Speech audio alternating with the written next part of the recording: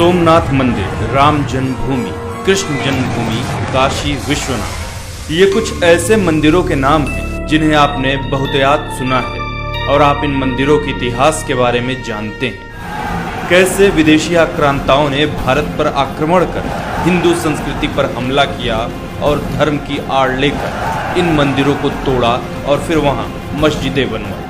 पर ऐसे हजारों मंदिर थे जो इस्लामिक आक्रांताओं के अहंकार और धर्म प्रचार की भेंट चढ़ गए, जिन्हें इसलिए तोड़ा गया ताकि हिंदू संस्कृति और उसकी पूजा पद्धतियों को नीचा दिखाया जा सके। भारत में इस्लामिक आक्रमणों की शुरुआत अरब आक्रांता मोहम्मद बिन कासिम के सिंध पर आक्रमण करने से शुरू हुई। 710 ईस्वी में सिंध के राजा दाहिर को हराकर उसने इस्लामिक आक्रांताओं के लिए भारत के रास्ते खोल दिए थे। मोहम्मद बिन कासिम की सिंध पर फतह के बाद इस्लामिक लुटेरे और आक्रमणकारियों का एक लंबा इतिहास है, जिन्होंने हिंदू, बौद्ध, जैन धर्मस्थलों को तोड़ा और कुछ पर मस्जिदें भी बनाई।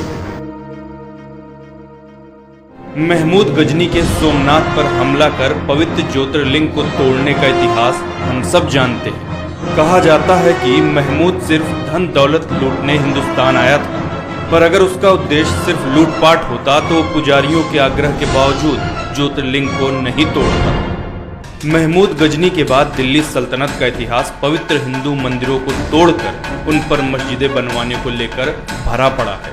कुतुबुद्दीन ऐबक ने दिल्ली की पहली मस्जिद कुव्वत अल इस्लाम का निर्माण 27 मंदिरों को तोड़कर उनकी सामग्री से करवाया। कुतुब मीनार पर मौजूद शिलालेख में इसका जिक्र साफ साफ किया गया है। सन 1290 से 1320 तक खिलजी वंश का शासन हुआ। अलाउद्दीन खिलजी के सेनापति मलिक काफूर ने दक्षिण भारत के होयसला राज्य पर आक्रमण कर वहां के सभी मंदिरों को तोड़ डाला।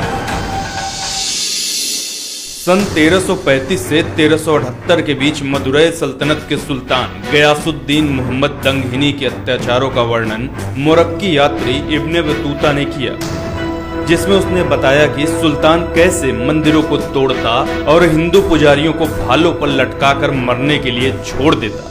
सन 1321 से 1394 के बीच फिरोज शाह तुगलक ने पुरी के जगन्नाथ मंदिर और कांगड़ा देवी मंदिर को नुकसान पहुंचाया। खुद अपनी आत्मकथा तारीख फिरोज शाही में उसने स्वीकार किया कि कैसे उसने पुजारियों पर अत्याचार किए और उन्हें अपने महल के दरवाजे पर मार कर लटका डाला। दिल्ली सल्तनत के राज के बाद भारत पर तैमूर का आक्रमण हुआ, जिसकी बर्बरता के किस्से मशहूर हैं।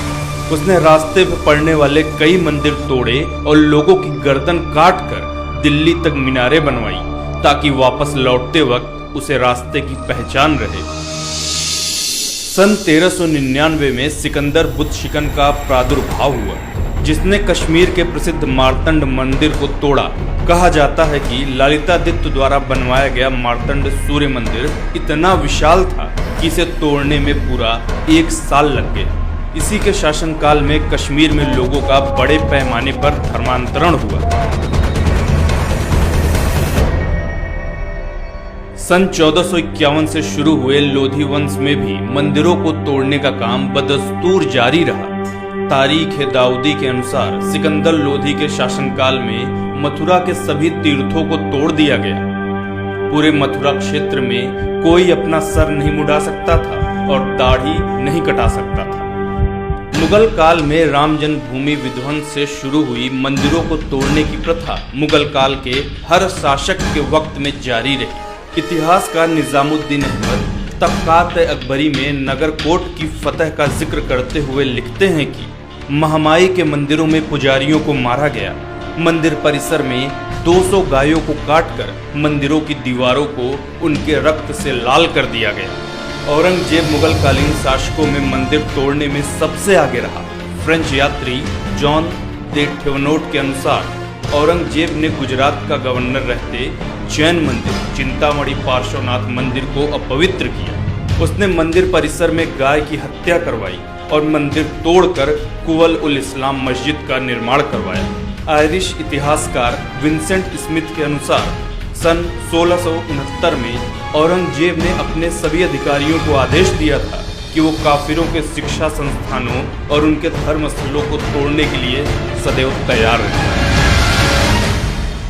इतिहासकार सीके करीम के अनुसार टीपू सुल्तान ने अपने शासनकाल में हिंदू मंदिरों को तोड़ डालने का आदेश दिया था। ऐसे हजारों मंदिर थे जो इस्लामिक आक्रांताओं या मुस्लिम शासकों द्वारा या उनके शासनकाल में तोड़े गए। क्या वजह थी इन मंदिरों को तोड़ने की? अगर आक्रमण का मकसद लूटपाट था तो सोमनाथ विजय के बाद ज्योतिर्लिंग के 3 टुकड़े क्यों किए गए? अगर आक्रमण का उद्देश्य शासन के लिए राज्य जीतना था तो अयोध्या विजय के बाद जन्मभूमि विध्वंस क्यों कराया गया? अगर आक्रमण का उद्देश्य धर्म प्रचार था तो दिल्ली में पहली मस्जिद बनवाने के लिए 27 हिंदू मंदिरों को क्यों तोड़ा गया? इन सभी उदाहरणों से सहज ही कहा जा सकता है कि इन आक्रमणकारियों के उद्देश्यों में सबसे अहम तौर पर हिंदू सभ्यता और संस्कृति को भ्रष्ट करना शामिल था। मंदिरों को तोड़कर उन्हें अपवित्र कर, पुजारियों को मारकर वे अपनी श्रेष्ठता साबित करना चाहते थे। वे साबित करना चाहते थे कि उनका धर्म बलवान है और हिंदू धर्म कमजोर है। वर्षों बाद आजाद भारत में पहली बार राम जन्मभूमि पर होने जा रहा फैसला इन ऐतिहासिक भूलों को सुधारने की तरफ एक कदम हो सकता है। अपनी सत्ता और ताकत के गुरूर में जिन शासकों ने भारतीय सनातन संस्कृति को बर्बाद करने में कोई कसर नहीं छोड़ी थी, इन मंदिरों का पुनरुद्धार उस पुरातन संस्कृति को सहेजने की तरफ एक छोटा परंतु महत्वपूर्ण कदम साबित होगा।